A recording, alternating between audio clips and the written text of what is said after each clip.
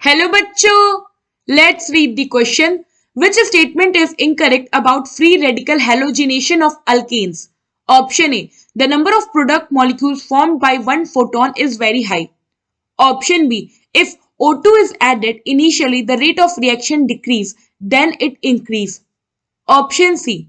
Inhibitor combine with free radical and terminate the chain reaction.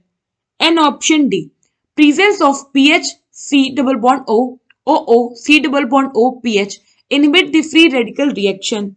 So, question में क्या कह रहा है कि हमें बताना है कि जो फ्री रेडिकल हैलोजिनेशन होता है अल्केन्स में, इसके रिगार्डिंग इनमें से कौन सा इनकरेक्ट स्टेटमेंट है.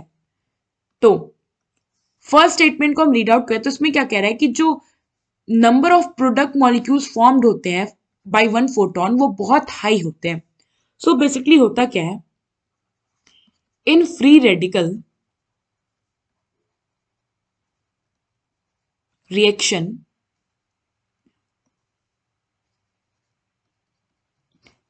ये जो पूरा रिएक्शन है ये इसको कैटालाइज करने का काम करता है light. So this is catalysed by light. And हमें पता है कि जो लाइट होता है इसमें होता है फोटॉन्स. तो ये इसके कंस्टिट्यूट्स क्या हैं, फोटोन. और ये जो फोटोन होता है, ये जितने भी फोटोन होते हैं इनमें काफी हाई मोशन होता है. ये काफी हाई स्पीड में क्या करते हैं, एक दूसरे से इंटरेक्ट करते हैं. तो जिस वजह से ये जो भी फ्री रेडिकल फॉर्म करते हैं वो काफी रिएक्टिव होता है और इसलिए हम कहते हैं कि जो प्रोडक्ट मॉलिक्यूल फॉर्म हो रहे हैं वो बहुत हाई होते हैं. So constitute photons that have very high motion and thus radical form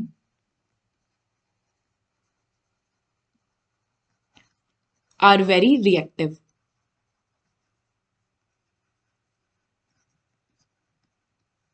सो यहां पे जो फर्स्ट ऑप्शन का स्टेटमेंट है ये करेक्ट है. नाउ सेकेंड ऑप्शन के स्टेटमेंट को देखें तो यहां क्या कह रहा है कि जब हम O2 को ऐड करते हैं फ्री रेडिकल हैलोजिनेशन में तो क्या होता है, इनिशियली जो रेट होता है वो डिक्रीज हो जाता है और फिर इंक्रीज हो जाता है.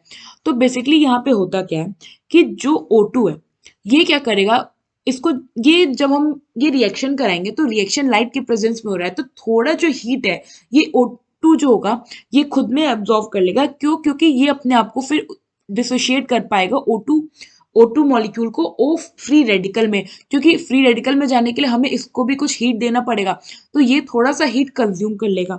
तो जब ये हीट कंज्यूम किया तो बेसिकली यहाँ पे क्या होता है, होमोलाइटिक फीजन हो जाता है. यानी कि जो इलेक्ट्रॉन बॉन्ड पेयर में दो इलेक्ट्रॉन थे ये इक्वली डिवाइड हो गए. अब क्योंकि यहाँ पे फीजन हो रहा होता है, हीट ये एब्जॉर्व कर लेता है, कुछ एनर्जी इनटेक कर लेता है, जिस वजह से जो रेट ऑफ रिएक्शन है initially decrease as O2 molecule take up some heat to form O free radical.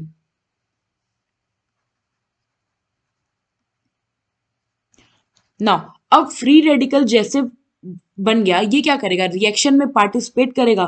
तो जब O जो फ्री रेडिकल है when participate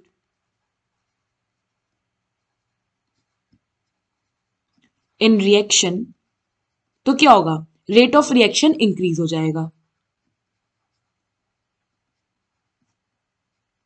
क्योंकि ये जो फ्री रेडिकल है ये क्या होगा, काफी हाईली रिएक्टिव होगा जिससे कि रेट ऑफ रिएक्शन फिर से इंक्रीज हो जाएगा. तो यहाँ पे जो स्टेटमेंट 2 है ये भी करेक्ट है. नाउ स्टेटमेंट 3 की बात करें तो क्या कह रहा है कि जो इनहिबिटर है ये कंबाइन करते हैं फ्री रेडिकल के साथ और टर्मिनेट कर देते हैं चेन रिएक्शन को. सो बेसिकली अगर हम इनहिबिटर के रोल के बारे में बात करें तो ये कभी भी डायरेक्टली इनहिबिट नहीं करते हैं फ्री रेडिकल को. सो इनहिबिटर्स जो होते हैं never directly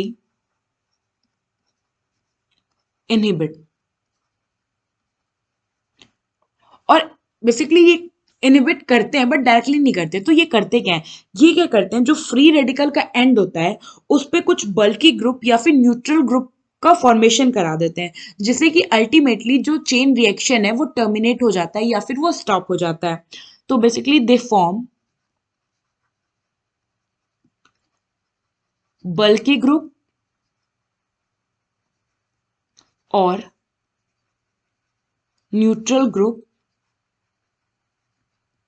on ends of free radical,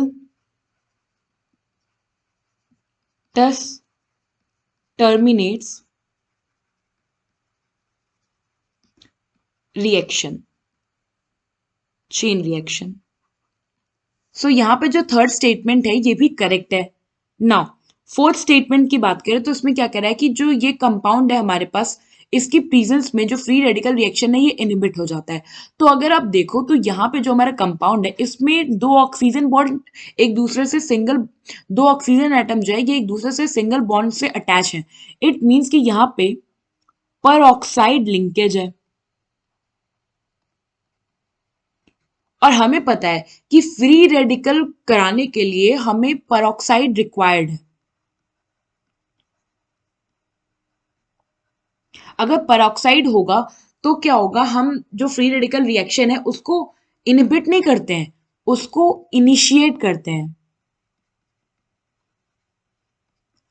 सो यहां पे नोट डाउन करता है that peroxide required as it initiate the free radical reaction.